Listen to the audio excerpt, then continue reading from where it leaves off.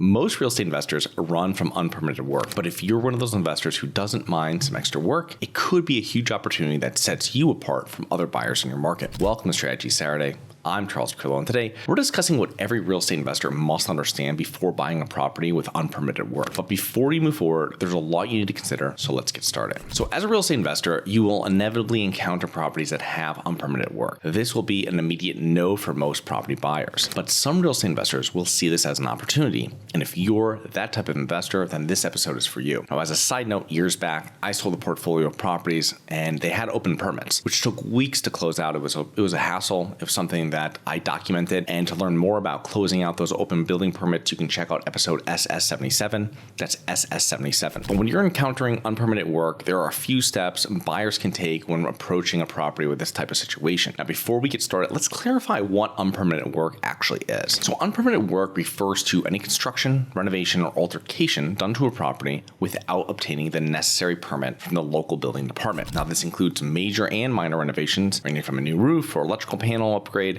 to an addition to the property. Now, some minor unpermitted work like a water heater replacement will probably not be recognized by an inspector or investor unless the work is shoddy. Compare that to a property advertised as a 3-bedroom, but legally it's really a 2-bedroom home. I mean, that's majorly going to change the investor's approach, the cost, the hassle. I mean, everything gets changed when a major problem like that or difference like that occurs. So number one, let's understand the unpermitted work. Once the unpermitted work has been identified, and that's usually done by an inspector or investor, hire at least one contractor to review the unpermitted work and make a suggestion on how best to rectify the issue. Because your inspector is going to notice it, right? They're going to identify it, but after that, it might give you an idea of what it might cost. But you really want a contractor that's going to do the work, go out there and give you a quote on, first of all, what they would do in the situation, and then how much that would cost. And it's kind of like, going to a different doctors and seeing what they suggest if you have an issue. Same thing with contractors. I might also bring out another contractor to do the same thing. And I'm going to also have them inspect the rest of the property and see if there's any other issues. I mean, if it's in one place in the property, it could also be in another place in the property. What is the quality of the unpermitted work? I mean, was it done correctly or is it a safety hazard? Usually, poorly done work will increase your legal liability. And furthermore, even if it's done correctly, your insurance company might not cover the damages caused by it. In any case, I would suggest getting two contractors to review it and see what they suggest. Now, review all of the property building permits to see if anything else has been missed or wasn't permitted. Very important as well, because you might uncover something that wasn't picked up before. And this is something you can dig into yourself, but also, and you can find this online and you can pull all these different building permits. But when you're actually walking the property, you're going to see stuff that doesn't line up. It's not so important when you're initially walking the property, but when you see major changes or differences, that can really change. Like, for example, the roof issue that we talked about before. If you're in an area like here down in Florida,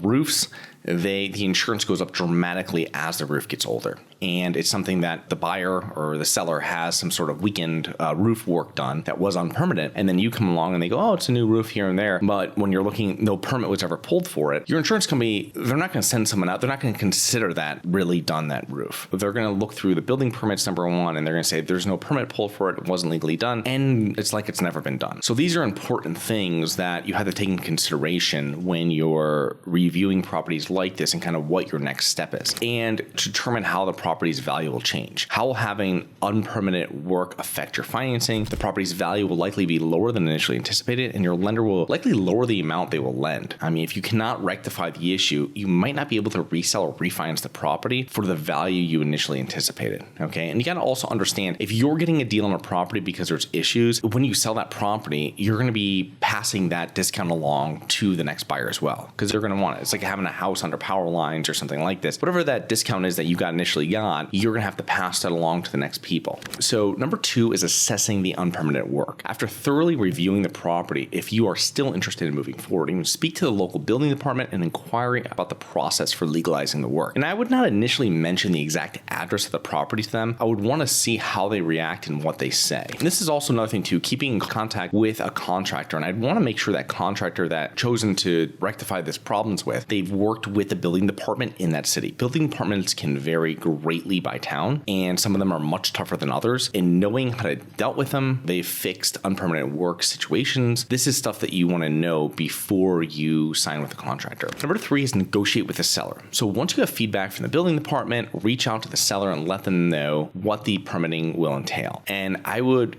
pad the estimates from the contractors as well to cover any cost overages, and additionally, for your time, right? Because now you're working almost as like a GC on this project, as a project manager as well, making sure it gets done. So you have to make sure you're being compensated. You don't want to go in the hole for it, and you also want to be compensated for it. And if you recognize the issue with the unpermitted work, chances are other buyers are or have been as well. And this might motivate the seller to offer a discount to move on. Because like I said before, a lot of buyers are just going to avoid it, right? They don't know how to deal with it. They don't know what it entails. They're not going to go through the legwork of it. They want something easy. But if you want to put the legwork in, they've gone through this, they're trying to sell the property, and you tell them, I will work with you for this, and it just has to be a discount on the price, they might go ahead with you. And suppose the seller decides to discount the property. In that case, the seller will most likely have you sign like an as-is sale disclosure, which fully discloses the unpermitted work and states the buyer is fully assuming all associated risks and costs. Also, make sure to consult my real estate attorney throughout the process to best advise you on your legal rights and obligations and to protect you throughout the process. Really, in your team, you're going to have the inspector that's going to find out what the problem is, or you as the investor is going to find out what that is. You're going to have 1 or 2 contractors that you're working with as well, in addition to your real estate attorney. It's a whole team effort to fix these problems. But if you're getting it at a significant discount, then it's something that it makes sense. Now, once you purchase the property, you can start the process with your contractor and building department to legalize the work. So I hope you enjoyed. Please remember, rate, review, subscribe. Send me comments to potential show topics at globalinvestorspodcast.com. If you're interested in actively investing in real estate, please check out our courses and mentoring programs at syndicationsuperstars.com. That is syndicationsuperstars.com. Look forward to 2 more episodes next week. See you then.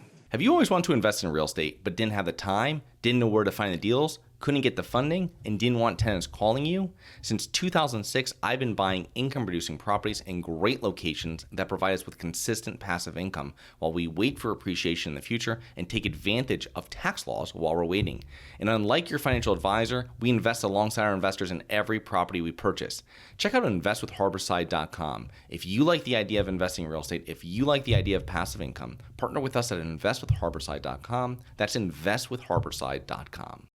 Nothing in this episode should be considered specific, personal, or professional advice. Any investment opportunities mentioned on this podcast are limited to accredited investors. Any investments will only be made with proper disclosure, subscription documentation, and are subject to all applicable laws. Please consult an appropriate tax, legal, real estate, financial, or business professional for individualized advice. Opinions of guests are their own. Information is not guaranteed. All investment strategies have the potential for profit or loss. The host is operating on behalf of Syndication Superstars, LLC exclusively.